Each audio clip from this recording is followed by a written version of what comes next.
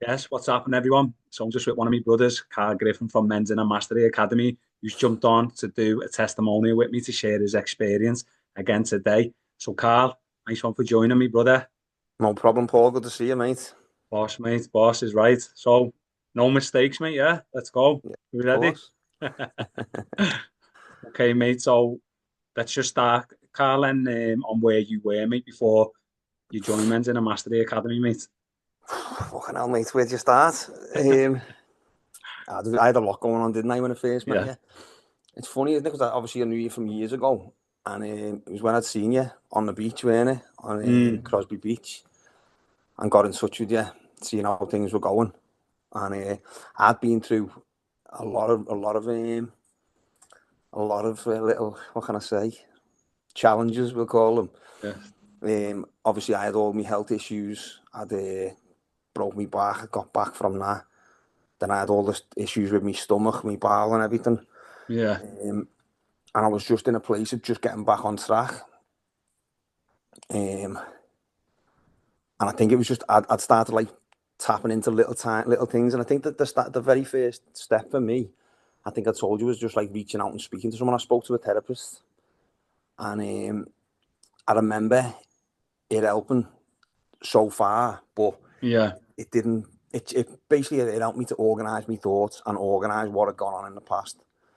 But then I still weren't getting that release. I still didn't know a way of like getting that out of me. You know, when I was still like things were eating away. Like I had an autoimmune disease, so that's like a Yeah. perfect example of someone who stores everything inside and doesn't get things out of them, Mm, isn't it? So I think it was going well for me, but I knew there was something missing.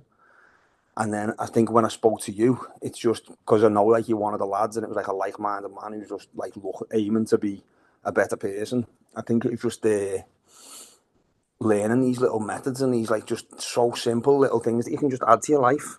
mm. It makes such a massive difference. And I think it's just adding the breath work, adding the different little movement patterns, just them slight little changes made a Yeah. massive difference for me. Yeah. Yeah. Love it, mate. So, in terms of then, Carl, where you were at, mate, because remember when you started, um, like the struggles you were having, and even like how business was like overwhelming at times, and you'd suffered with, the health condition that you had. Like, what was that like, mate, for you at the time then with the struggle? Well, again, I think I told you that night, like, because I had that, because of the way my back was, because the way my stomach was, I Mm, weren't able. I'm an electrician, but I couldn't. I weren't able to like. I didn't have the strength in my body at the time to be able to yeah. work the way I knew I needed to work. But I knew that I had to work for myself because I wanted to have time with my daughter. I still wanted to have that balance because I couldn't, I think I told you, didn't I? I was on the rigs for a while before.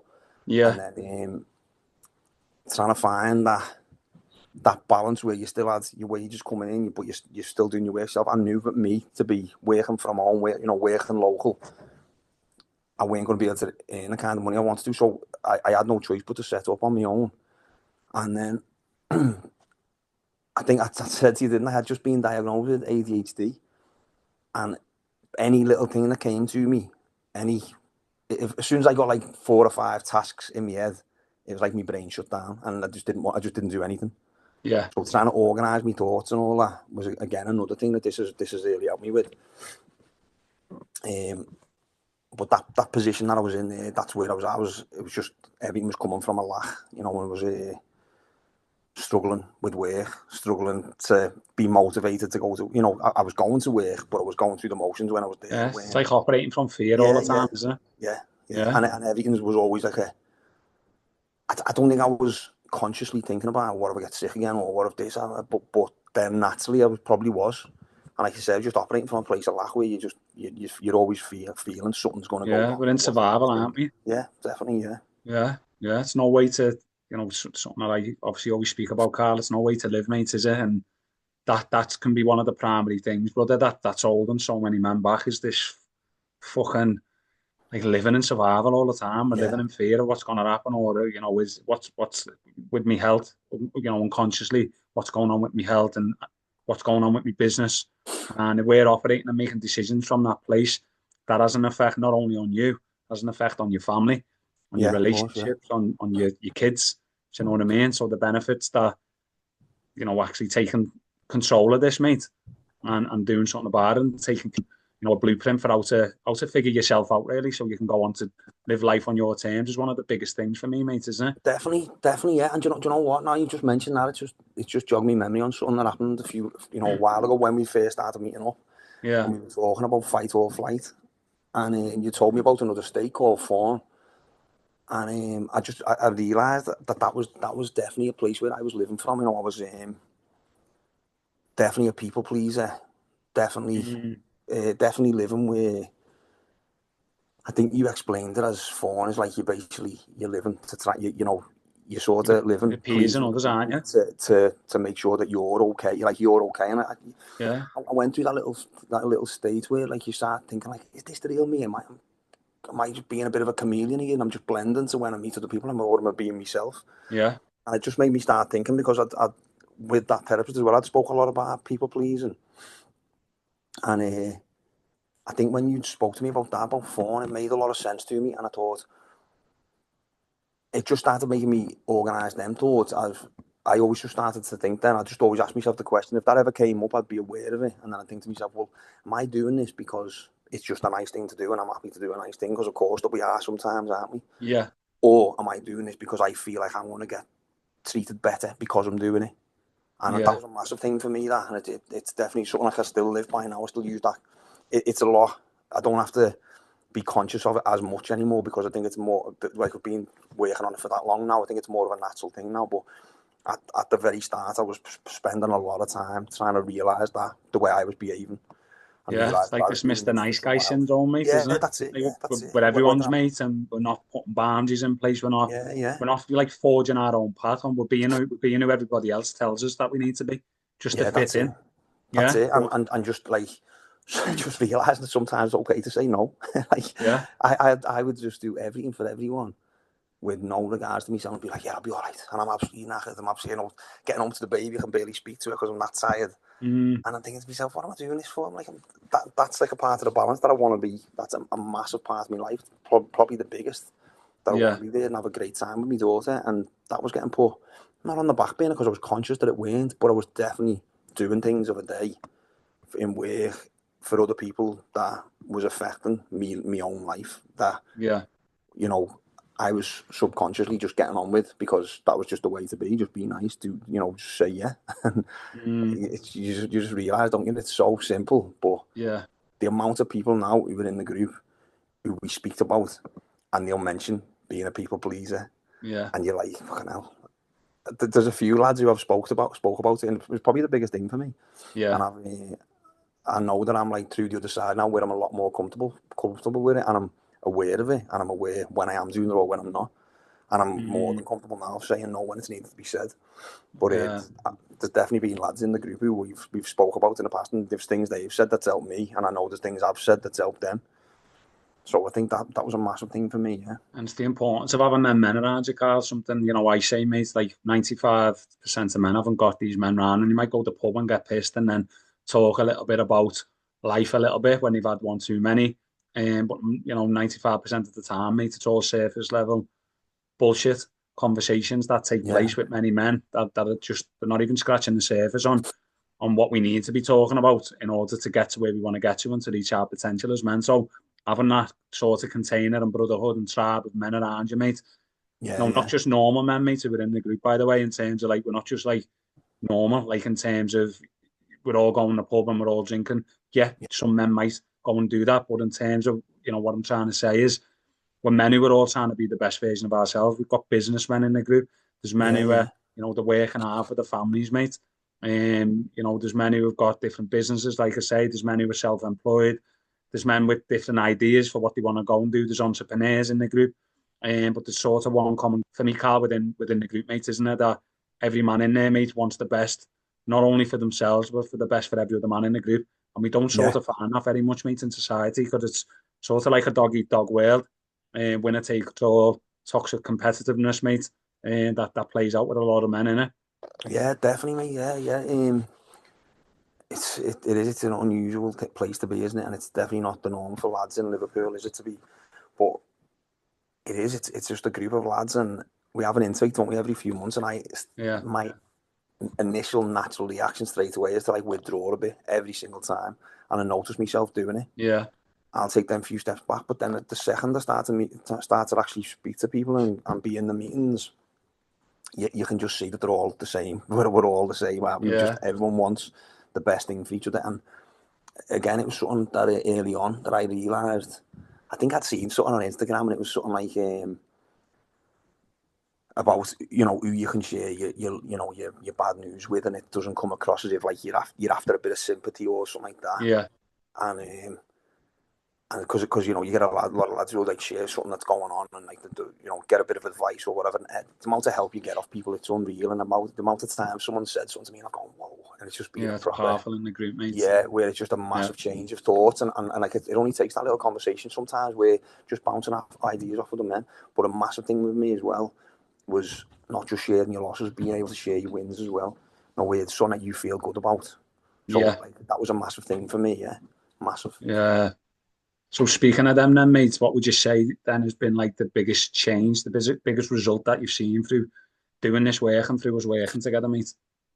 Me and you had a few one-to-ones, didn't we? And when we've been going on through the course, they've like sort of run in, like coincide with each other, and it's just made a massive thing. And I think definitely how I deal with things now, I've like, yourself, I've got quite a few things going on now, which normally my head would have fell off with. You're a high functioning man, mate, aren't you? Yeah, You've got a lot going on, mate. You've got a business, you're a family man, like you're trying to get the gym, you're doing all these things, mate. So that's it, yeah, and it is like and those things now, Paul, like they seem, it's all natural now. That all feels natural now. I know I can get up in the morning, do my practices. It's not a massive chunk out of my day.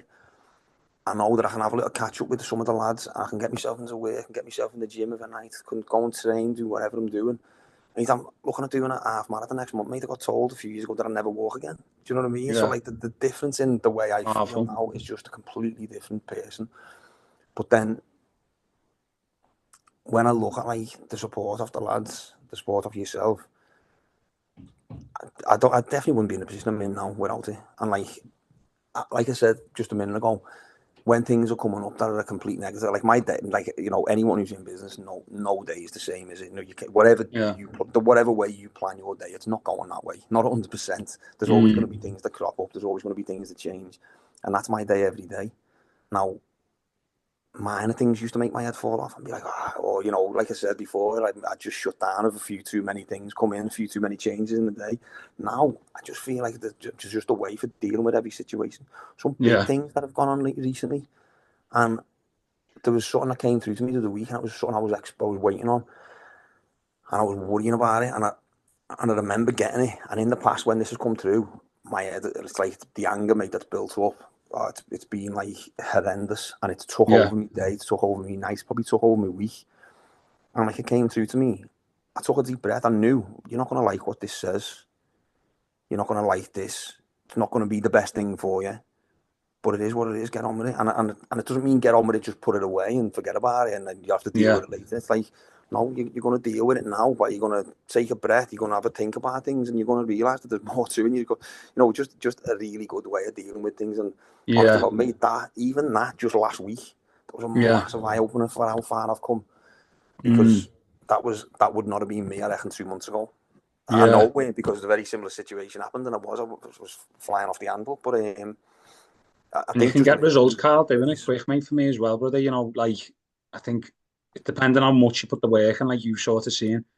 Like, if men put the work in every day, they put this effort in every day to just keep showing up, they're building the practices in every day, they're building the internal structure to go out there, and whatever the world's throwing at them, mate, they can maneuver with it, they can bend with it, they can be fluid with it, rather than being so rigid and structured. And as soon as one thing doesn't go our way, the shit hits the fan type thing. Like building in them solid foundations, mate. If men are to do that quickly, pretty similar to you, Carl, as soon as you started implementing the daily practices, brother, like the results start to happen pretty quickly, don't they? Yeah, so quickly, yeah. Like I feel as if that was a massive thing for me. When you've just asked me what's the biggest thing, that on the whole of just dealing with things differently, that's probably the biggest thing. But because that's so natural now, I probably don't give it as much respect as what I did.